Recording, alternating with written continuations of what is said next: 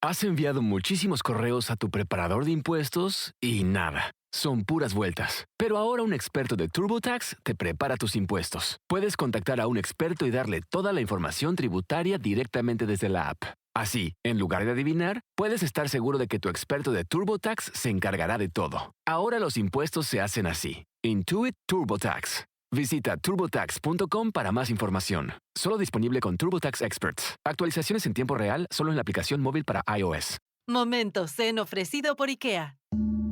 Encuentren su paz interior, ordenando su ropa interior. Que organizar cada cajón sea como una meditación. Organicen y solucionen su caos diario con un nuevo armario. Visita IKEA y encuentra la manera de que tu habitación respire paz y armonía y tú también, con buena calidad y buen precio. IKEA, sueña sin medida. Isn't home where we all want to be? Reba here for Realtor.com, the pros' #1 most trusted app. Finding a home is like dating. You're searching for the one. With over 500,000 new listings every month, you could find the one today. Download the Realtor.com app because you're nearly home. Make it real with Realtor.com. Pros #1 most trusted app based on August 2025 proprietary survey. Over 500,000 new listings every month based on average new for sale and rental listings. July 2024 to June 2025. Need to restock inventory, cover seasonal dips, or manage payroll? OnDeck's small business line of credit provides immediate access to funds, up to $200,000, exactly when your business needs it. With flexible draws, transparent pricing, and full control over repayment, you can tackle unexpected expenses without missing a beat. Apply today at OnDeck.com, and funds could be available as soon as tomorrow. Depending on certain loan attributes, your business loan may be issued by OnDeck or Celtic Bank. OnDeck does not lend in North Dakota. All loans and amounts subject to lender approval. My name's Mackenzie, and I started a GoFundMe for the adoptive mother of a nonverbal autistic child. The mother had lost her job because she wasn't able to find adequate care for this autistic child. So she really needed some help with living expenses, paying some back bills. So I launched a GoFundMe to help support them during this crisis. And we raised about $10,000 within just a couple of months. I think that the surprising thing was by telling a clear story and just like really being very clear about what we needed, we had some really generous donations from people who were really moved by the situation that this family was struggling with. GoFundMe is the world's #1 fundraising platform trusted by over 200 million people. Start your GoFundMe today at GoFundMe.com. That's GoFundMe.com. GoFundMe.com. This podcast is supported by GoFundMe. Thrilled to be joined today by Jamie Sell and Donna Waters. Donna is the author of Wrong Ride Home, which is a story of Austin Burke being accused of a crime that they're trying to show he didn't commit. And Jamie is his mother. So I want to thank both of you all for coming to True Crime Cast and giving us some of your time. And we're very interested to dig into the story. Thank you. Thank you.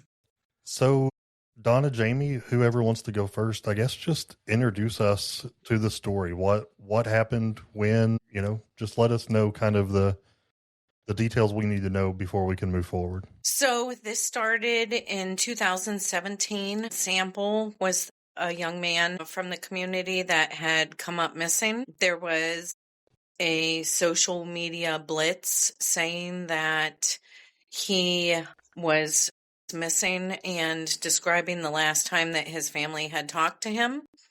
And in this social media blitz, they had my son's, name.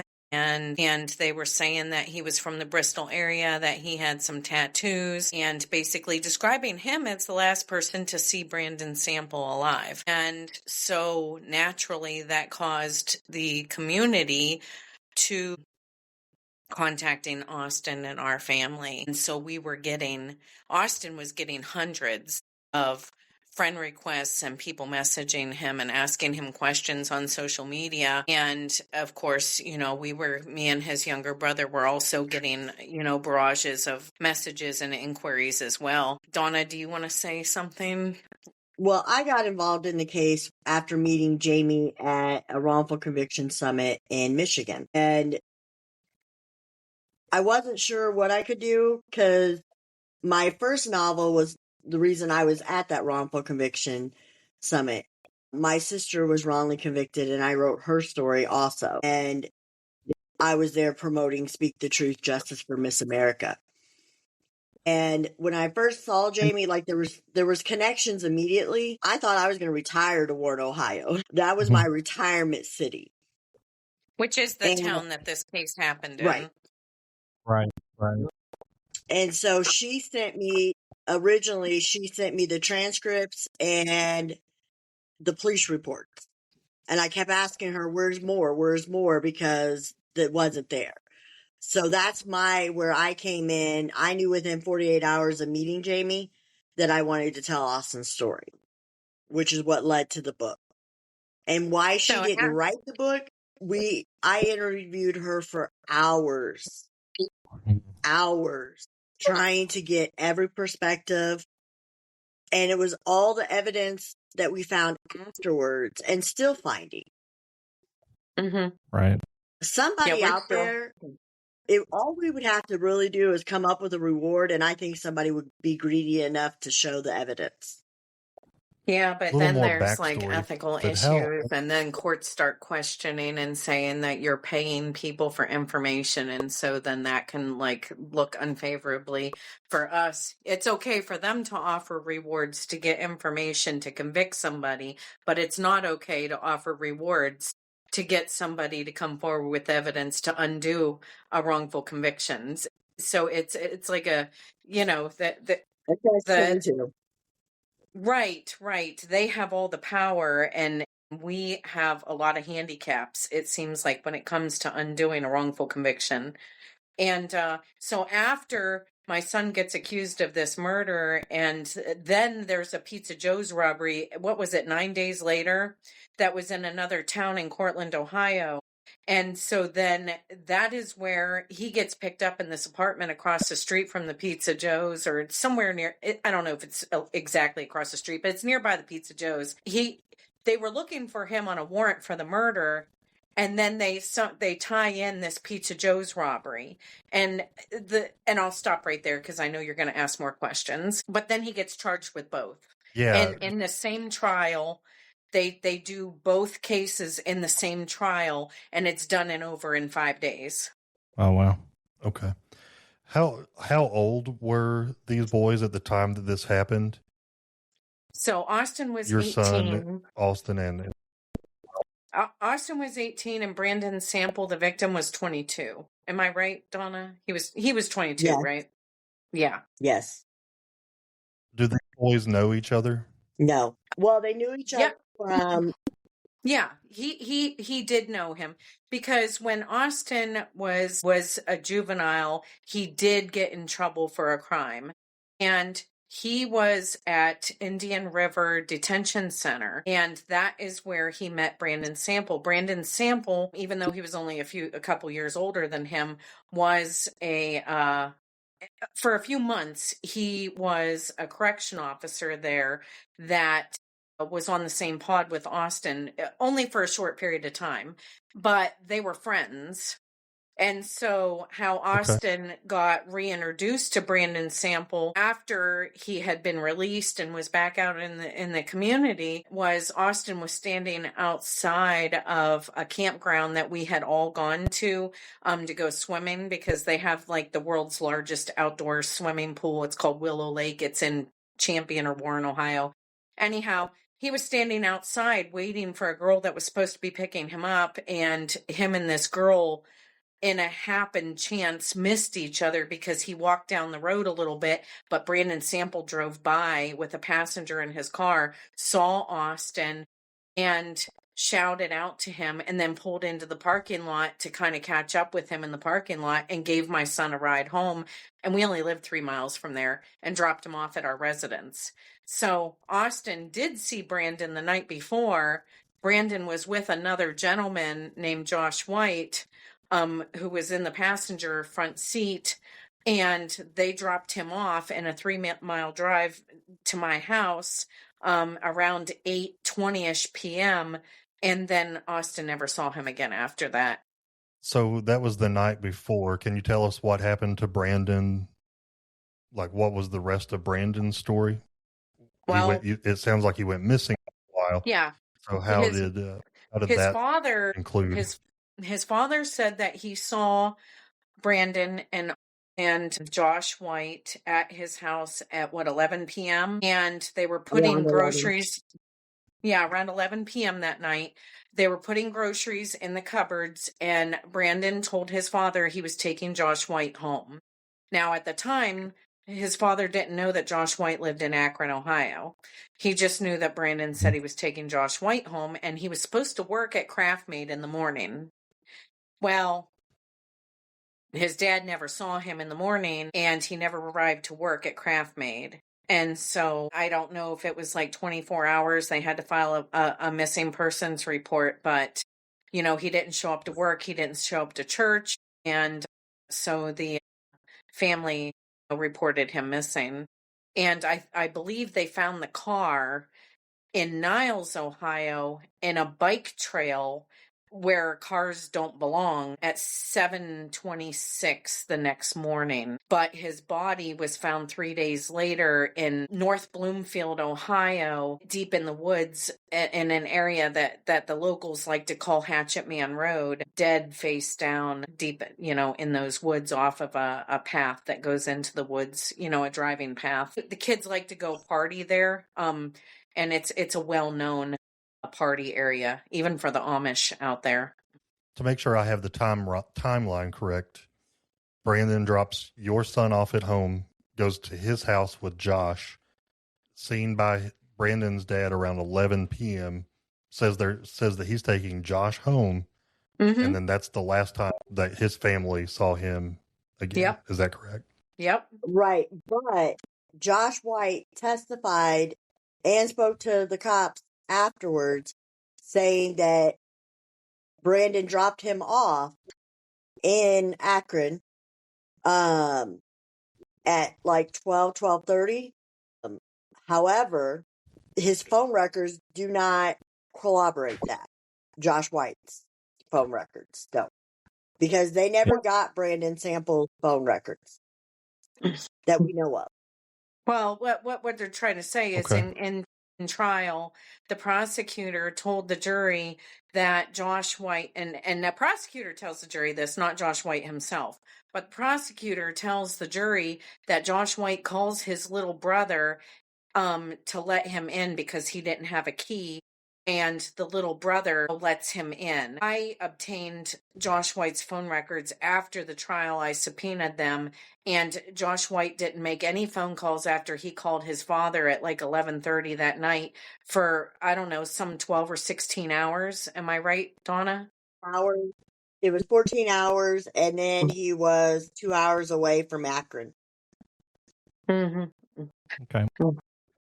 Were those phone records available to the defense team at the time of trial? Yes. Oh, I'm sure that they were, but Austin was locked in the jail on $1 million bond, and he's 18, 19 years old. And here I am on the outside with limited funds. I did hire an attorney, but I couldn't afford to bail him out and hire an attorney. And we didn't have money for experts or witnesses. We started out with a public defender because Austin insisted that we just use the public defender. He said, I'm innocent. Don't spend your money. He didn't want to cause like a financial burden on me and Gage because it was just us, you know. And, so that's what we started to do at first, was go with the public defender. But then I started to realize that the public defender wasn't going to adequately be able to defend my son because he shouted out in the courtroom one day to another family member that if Trumbull County would quit playing games with him, he could defend a case. And I got scared when I heard that. And the woman was asking him why he wasn't returning calls to her son. And so that's when I realized that I was going to need to hire an attorney. And I mean, literally, I had to pull and scrape whatever resources I could together, which meant maxing out all my credit cards just to get an attorney. There wasn't money left over for experts. And we asked for an expert at state's expense, and they denied it to us and never even gave a reason why. They didn't hold an indigency hearing or nothing. Let's back up just a little bit. Sorry, John. And I want you to talk about when you found out about the arrest. It sounds like you all may have had a heads up that he was a person of interest, but talk about finding out that he had been arrested and charged and just kind of what that was like for you emotionally and leading up to trial. So originally, after the social media blitz, they did come to the house and ask questions. And so Austin spoke to them. You know, they left a card. He called them. He spoke to them. And we thought that everything was cleared up and it was done. So we really kind of went about the rest of our lives. I mean, I was busy. I was a traveling nurse. I was going out of town to work to make money to, you know, support the house and everything after my divorce. I still had Gage, who was 15 years old at the time. I had a boyfriend also that was living with us. So, you know, I was busy traveling, working, managing the home and everything else. And so it was kind of like, I still felt bad for the situation and had empathy for it. But once Austin, you know, told them that he didn't see, you know, Brandon again after he got dropped off at the house, we kind of thought that was over. So when he got arrested, I found out through a text message from a friend while I was at work in Erie, Pennsylvania. And I was like in the middle of my shift and my body kind of went numb. And then I was just tearful for the rest of the shift. And they ended up letting me leave early because I just, I was in shock. And so my friends and everybody found out through the news. I was trying to read some of the court documents on this case. So there were federal, find them on Pacer. However, I have copies of all of them. I was going to say, your website is TrumbullCountyIsCorrupt.com. And on that, it talks about that there was no real evidence to convict Austin. And you all have alluded to that before.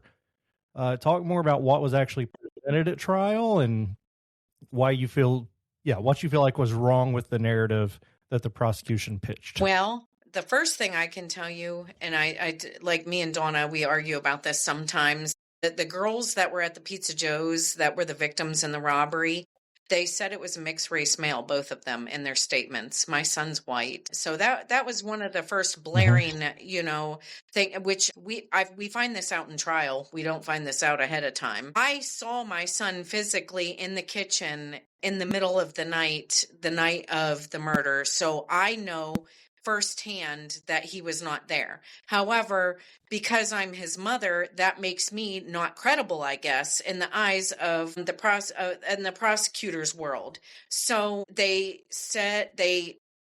Donna, I'm going to need you to jump in here because I'm too close to this. And so sometimes I get too wordy and I say things that aren't meaningful to everybody else. So I'm going to let her, from an unbiased point of view, tell you, because it'll be cleaner that way. Well, I'm most passionate about physical DNA evidence. When you have physical DNA, solid, rock, no denying, not one piece of DNA has been offered that Austin committed the murder, committed a robbery. Well, anywhere. They had DNA, but it didn't point to Austin. It pointed to a third party unknown male. No, Jamie, Right. I know. But the only piece of DNA that they have is an unknown male suspect on a gun that they claim was used in the robbery. Interestingly, that gun was barely talked about. And then the second big blaring thing is, if you look at the videos of the Pizza Joe robbery, I have zoomed them in. I have looked at them 1,000 probably times. I can't find hand tattoos. Austin had prominent hands, and the tattoos were never mentioned by anyone. Well, in trial, she said they weren't there. Right. And then the other big piece of physical evidence proving that Austin's innocence, this robbery happened and they found no money on Austin. They found no drugs that he supposedly robbed somebody else for. And when he was booked in, he wasn't wearing the clothing that was seen in the robbery, but none of these witnesses testified that they seen him changing. No one said a long period of time where they didn't know where he was at. Whether they thought he was in the front room or the bedroom, they always knew where he was at. And some of them were allowed to lie on the stand saying they didn't know who Austin really was because Austin used a fake name. He did give a fake name to the cops. He didn't give a fake name to the kids. I guarantee that because they were Facebook friends. So they knew his real name. Right. So there's no video evidence that points to him. They don't even the prosecutor didn't even describe how the robber came across the street. He makes it seem like the first video is of Austin running into the store. But that wasn't even true. You can see in the first timestamp video, the robber coming from across the street. And plus, I think there's other videos, whether they're People's has them or evidence that even Jamie hasn't seen yet. The weapon that they retrieved from the apartment, was that a match? No. So here's the thing. There was no ballistics. There was no bullets found at the scene where the body was found. There was no bullets inside of the body, which is peculiar because they said there was one, maybe two entrance wounds, but no exit wounds, but there's no bullets that were ever recovered. There was no fragments that were recovered. So there was nothing other than speculation about the size of the caliber of the weapon from the coroner's testimony and trial that said that it could be smaller, any gun smaller than a 38. Is that what he said? A 38? Anyway, and so what they did is they tried these two cases together to prejudice the robbery case with the murder case to allude that that was the weapon that was used in the murder. So that was the stretch that they went through. Every time they tried to nail down evidence in this case, they came up with nothing. And so they just kept adding and adding and adding stuff to prejudice the case to make you think he was good for it. That's kind of what they did. It's crazy to me that these charges were not separated, because just because someone may have robbed a pizza place does not also mean the person murdered someone. So right. Isn't home where we all want to be? Reba here for Realtor.com, the pros' #1 most trusted app. Finding a home is like dating. You're searching for the one. With over 500,000 new listings every month, you could find the one today. Download the Realtor.com app because you're nearly home. Make it real with Realtor.com. Pros #1 most trusted app based on August 2025 proprietary survey. Over 500,000 new listings every month based on average new for sale and rental listings. July 2024 to June 2025. OnDeck is built to back small businesses like yours. Whether you're buying equipment, expanding your team, or bridging cash flow gaps, OnDeck's loans up to $400,000 help make it happen fast. Rated A+ by the Better Business Bureau and earning thousands of 5-star Trustpilot reviews, OnDeck delivers funding you can count on. Apply in minutes at OnDeck.com. Depending on certain loan attributes, your business loan may be issued by OnDeck or Celtic Bank. OnDeck does not lend in North Dakota. All loans and amounts subject to lender approval. My name's Mackenzie, and I started a GoFundMe for the adoptive mother of a nonverbal autistic child. The mother had lost her job because she wasn't able to find adequate care for this autistic child. So she really needed some help with living expenses, paying some back bills. So I launched a GoFundMe to help support them during this crisis. And we raised about $10,000 within just a couple of months. I think that the surprising thing was by telling a clear story and just really being very clear about what we needed, we had some really generous donations from people who were really moved by the situation that this family was struggling with. GoFundMe is the world's #1 fundraising platform trusted by over 200 million people. Start your GoFundMe today at GoFundMe.com. That's GoFundMe.com. GoFundMe.com. This podcast is supported by GoFundMe. It's almost crazy to me that these aren't separate trials. But see, I live in a big town, and I know that would be two different trials. And that was brought up in a appeal. I mean, there was a motion filed on it. The defense attorney did try to get them separate. That's right. And it was brought up in appeals. And for whatever reason, the appeals courts just kept flopping it. I mean, even we had appeals that should have overturned that case. The Carpenter argument, because they searched and seized his cell site data without a warrant, and Carpenter case, which is a case that was brought up, that was decided in 2019 that it was illegal to search and seize cell data without a warrant.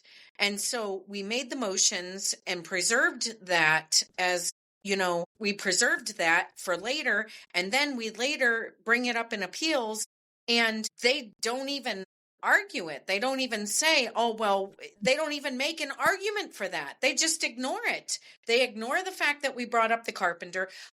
What they did is timeliness. They said that Austin's federal appeals were 2 days too late, and so that is why they denied his appeals. They completely ignored the new witnesses. They ignored the fact that evidence was hidden in his jail property that showed that the shoes that they implicated him, saying that those were definitely the shoes of the robber. Well, they were missing a shoestring. And the reason they were missing a shoestring is because it was tied on a pair of shorts as a kind of a belt the night before. He went swimming and they were too big for him and they were falling down. So he told me he tied them, in the belt loops, to kind of keep his shorts up. And so they confiscated these shorts in this apartment and put them in the jail property with the shoestring still tied in it, and then enter the shoe missing the shoestring. And so he couldn't have been wearing these high top shoes in a robbery attempt and ran across the street as stealthy as the robber did, missing a whole shoestring out of his shoes. And that was one of the arguments also in trial, other than the fact that he's not a mixed race male. And and as far as the murder goes, he did have alibis. And there were text messages that talk about that, Donna, about the text messages that corroborated the alibis, and the police knew, where he'd been for the murder. He was at Cody and Connor Snyder's house, which was a street or two over from us. We lived in a rural area of Ohio.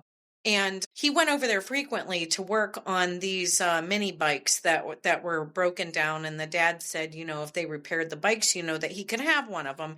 And the dad was teaching the boys how to repair the bikes. So he got picked up from our driveway he got dropped off by Brandon Sample about 8:20, and that's corroborated by cell data evidence that he was in our driveway at 8:20. Austin was, with his handset. It was also, we had text messages where I think it was Connor Snyder. I can't remember which one it was. It was one of the boys said to come to the end of the road at 9:20 because they were there to pick him up. And so they picked him up. Yeah, Cody. And so it picked up at 9:20 to go to Cody and Connor's house. And then the police questioned the father, and the father said, yes, he was here until about 3 or 3:30, and he left on foot.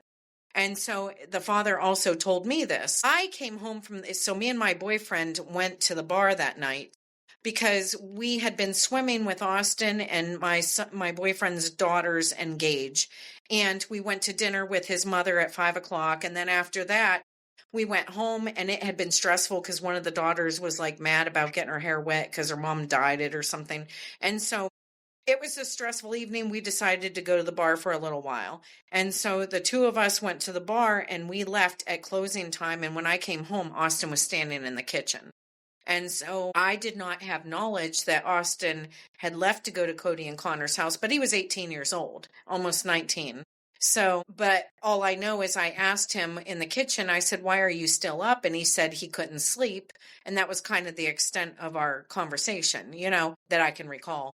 And, but I know I physically laid eyes on him that night. And then the next morning, my boyfriend, his daughter had a counseling meeting, and the counselors came to your house during summer vacation, and she came at 8 a.m, and we went outside on the porch. It was a nice afternoon, And I saw Austin's friend, Clinton Ewing, had pulled in. He's got a white car with Lamborghini doors. And Austin and him are black belts. They went to Taekwondo school together. And so they started doing boxing and mixed martial arts. And so Clinton was picking Austin up that morning because Austin didn't have a car or a license. He picked Austin up that morning to go to boxing. And so I physically laid eyes on him at 8 a.m. And then we have a text message that was never shown to the jury from this Ricky Roop's grandmother saying, I've been trying to get a hold of you, lock the door, don't let anyone in, and something about Ricky's been up sick all night or something like that. But these Roops somehow come into this story giving evidence, accusing Austin of this murder. And how they said that Austin told them he did it, that he came to their house. So some of them said he was there all night long and kept coming back to the house and said, oh, I just murdered him. I just dropped the car off. And but they all had different stories about, how they come upon this information. But we have a message from Pam, the grandmother, that next morning, because Austin went there to pick up clothes, saying Ricky's been up all night sick, don't let anybody in. Well, if Austin was there all night, like these kids said, why is the grandmother telling Austin that Ricky's been up all night sick as if Austin hadn't been there all night? But the prosecution hid that from the jury. So after Austin was dropped off, it was said that Brandon and the other male drove to Brandon's house, and Brandon's dad actually saw him, and they told him they were going to go somewhere else. Did Brandon's dad testify to that in court during this trial? And in between Austin getting dropped off and Brandon going to his dad's house, they went swimming at some girl's house. And was that in Cortland, Donna? They went swimming. I believe one of Brandon's friends, and then they went to the dad's house. And then they went to Josh's dad's house afterwards, we learned, because Josh left money in his clothes. And so he asked his dad to run the money out to him. So they saw Brandon's dad and John. And did they testify that at some point Austin got back with them and partied or anything? Josh testified that they never picked Austin up. They never dropped him off at his house, which is bizarre because Austin never met Josh a day in his life. And Josh never met Austin a day in his life before that night. But Josh somehow knew what Austin looked like, where he lived and everything. Now, another thing, a detail that we didn't reveal was that when Austin got picked up by Brandon and they were giving him that short ride home, they were snorting heroin in the front of the car and offered it to Austin. And Austin declined because he doesn't do heroin. But he was trying to keep it lighthearted and didn't want them to, think that he was like freaked out at all. He's like, I smoke a little weed, but he don't mess with that stuff, And so he was forthcoming with this information to the police and to the family that he saw them snorting heroin, both of them. And they just kind of made it look like Austin was lying and that Brandon never did heroin and stuff. And then later on, we find out that everybody knew that Josh and Brandon had a long-standing heroin addiction. So why they needed so bad to make my son look like he was lying, I don't understand. But Josh said that they never picked him up or dropped him off. But the cell site data shows that Austin was dropped off in his driveway when he said he was dropped off. So all of the evidence corroborated everything that Austin said and did not corroborate anything that Joshua said. So it still baffles me how Austin could have an alibi. He can have evidence that supports everything he's telling the police, but yet they're still allowing these people to lie and get on the stand and accuse Austin. It almost seemed like, it would almost seem to me like they had a vendetta against Austin, or they just wanted to hang somebody. And since these kids were willing to lie, they were just going to let them do it to look like they solved a crime. Jamie, let me jump in real quick, because what she's saying is Yes, Josh White testified that he was never around Austin, all that. But then their other witnesses came on the stand and said he came around 6:00 and he had Brandon with him and I didn't know who he was. And their stories didn't match. Any two stories did not match. Yeah, even the news stories matched. It was a circus.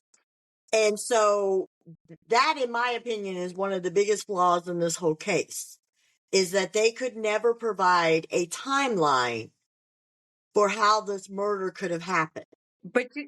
And for that matter, or the robbery. The robbery, Austin had, I believe I calculated, 4 minutes and 52 seconds to make a change without arising. I mean, he literally would have had to change from head to toe. And then their witnesses didn't even match the video evidence.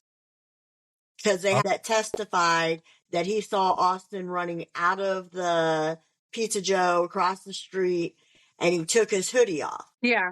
Right by the Pizza Joe. Yeah, that's ridiculous. We have that video. Yeah, nobody takes any hoodie off. That video shows clearly. Right. It shows the robber clearly going back across the street where he came from. So I'm curious, Brandon's dad specify that Austin was not with Brandon and Josh when he saw them that night around 11 p.m. I think he said he never heard of Austin. Yep, Burke. never heard of him. Okay, so that was Brandon's dad. Yes, Austin was not there with them. Okay. For me, I'm thinking as a jury.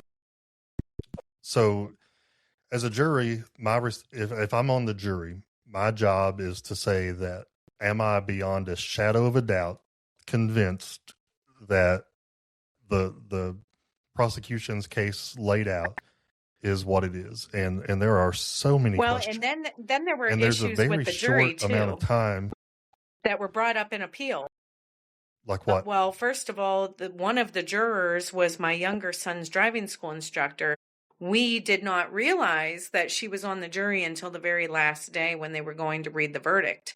And Gage said that they spoke at length for like 3 hours about the case. And that driving school instructor's boss had been former roommates with my boyfriend at the time, and they had a huge falling out. And they were no longer friends, which kind of made me second guess having Gage go to that driver's academy. But you know, I think when we questioned, you know, the owner of the driver's academy, he said, you know, we can let bygones be bygones or whatever.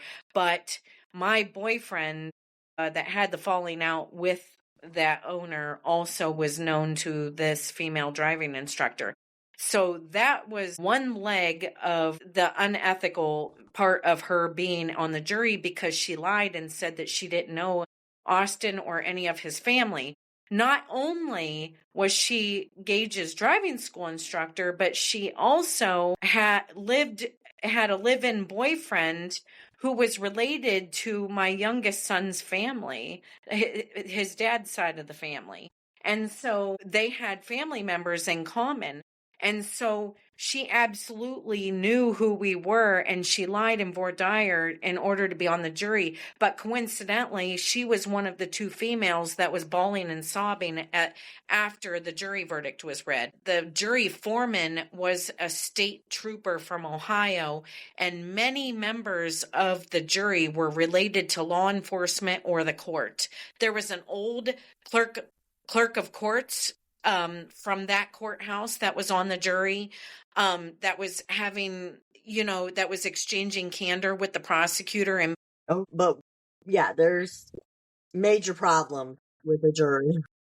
Yeah, many members of that jury belong to the court or to the law enforcement.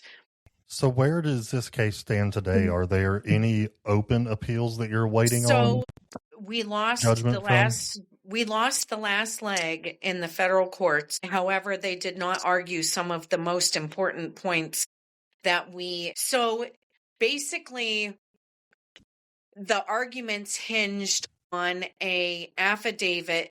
We had new witnesses that gave testimony or affidavits that the people who accused my son were actually the ones guilty of the crime. They've been bragging all over town.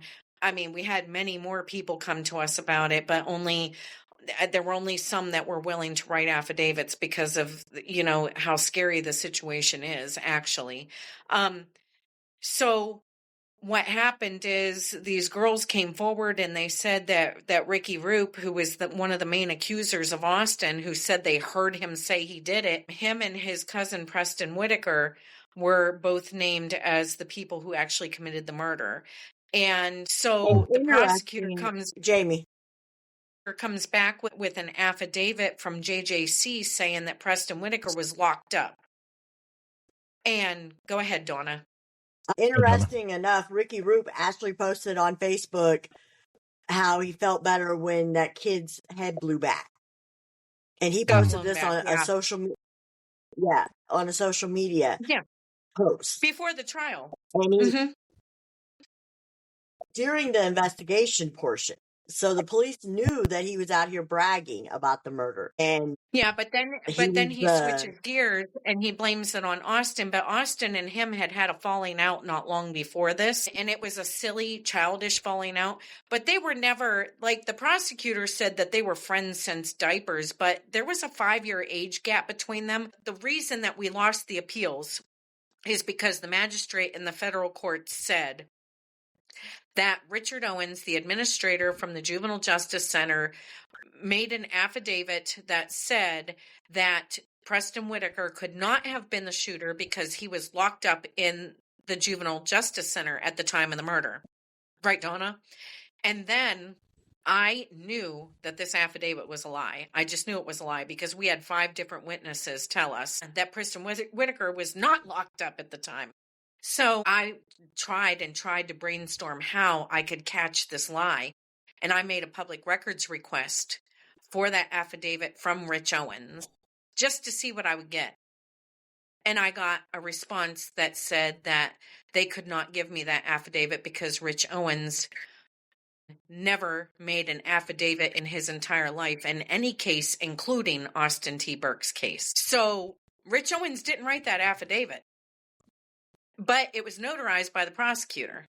And one of the reasons why I knew that this affidavit was bogus was because as soon as I saw that affidavit, when we were still at the stage with the Ohio Supreme Court, I said to the attorney, I want to subpoena the sign-out sheets for Preston Whitaker because I knew who had custody of Preston Whitaker and it wasn't his mother. Preston Whitaker's mother did not have custody of him and I know who did. So I wanted the sign-out sheets to see for myself when this kid, because I knew he went to JJC, but I also know he was released early. He was supposed to get out the day after, but he got out the Friday before in an administrative hearing. So anyhow, we subpoenaed those sign-out sheets and I got a letter back saying that they were going to do an in-camera review of these sign-out sheets and they never shared them with the defense. And then the judge seals the records so that nobody can ever view them again. So we never got to see. So they got to see the results. They seal them and then make it so nobody else can ever see them. Now that was shady as hell. And so that was why I was I started zooming in on this because I knew there was something to this.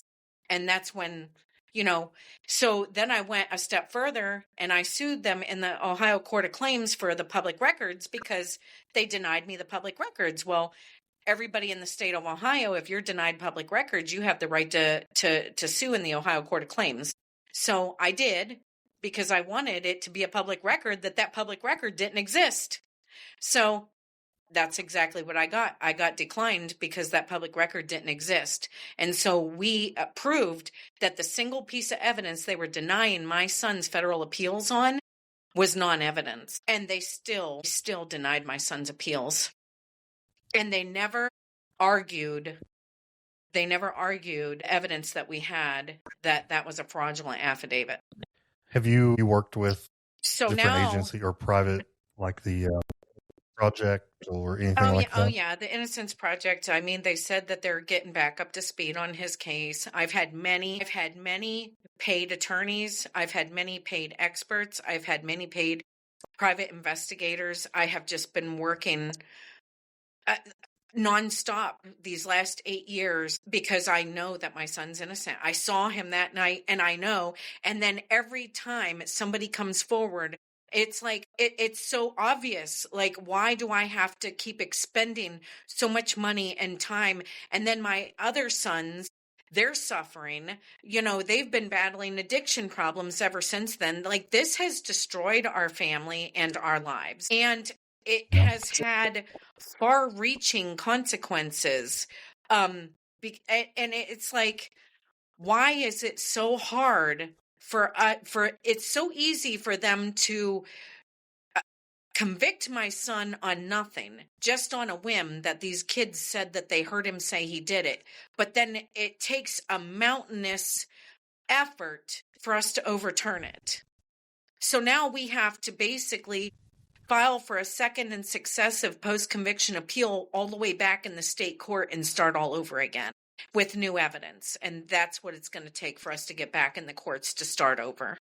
Is there anything that the public, and particularly our listeners, can do to help raise awareness for this, to help get the right sets of ears and eyes on it? Somebody they can send a letter to or email or just get involved in the advocacy to raise that awareness? It would be helpful if people would at least get the book and get the backstory. If anybody knows anything or has any information and can come forward with it. I mean, we have a huge social media presence. I have my personal Facebook. We've got Facebooks for Justice for Austin T. Burke. There's 2 of them. There's actually a Facebook for the book itself, if they would prefer to go to the book's Facebook page, and they can contact us directly through the messenger links, or they can go to my website, www.trumbullcountyiscorrupt.com, and there's a link on there for them to contact us as well. There's a few different avenues. Purchasing the book and reading the book helps because share it with other people. There's been libraries that have picked it up. There's even colleges that have used the book in their criminal justice studies because it is such an egregious. It's so egregious what happened in this case. The book about Austin's case is Wrong Ride Home by Donna Waters. We will put all the links that you mentioned to your social media, to your website, and to the book in the case notes. And hopefully we'll be able to talk again down the line about Austin being set free and justice being done. But for now, we really appreciate your all's time. And please let us know if updates come up and other ways we can help. All right. Thank you so much. Did you know that parents rank financial literacy as the #1 most difficult life skill to teach? Meet Greenlight, the debit card and money app for families. With Greenlight, you can set up chores, automate allowance, and keep an eye on your kids' spending with real-time notifications. Kids learn to earn, save, and spend wisely, and parents can rest easy knowing their kids are learning about money with guardrails in place. Sign up for Greenlight today at greenlight.com/podcast.